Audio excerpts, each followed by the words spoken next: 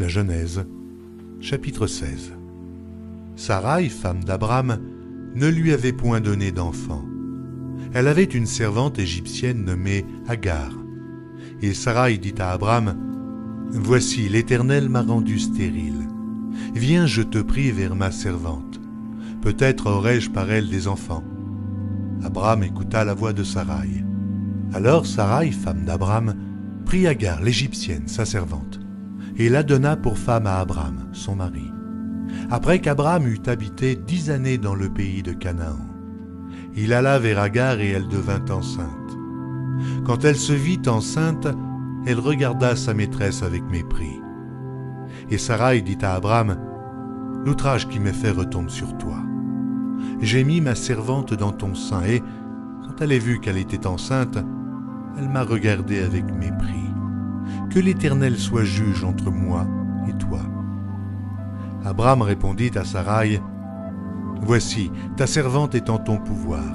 Agis à son égard comme tu le trouveras bon. » Alors Sarai la maltraita et Agar s'enfuit loin d'elle. L'ange de l'Éternel la trouva près d'une source d'eau dans le désert, près de la source qui est sur le chemin de Chour.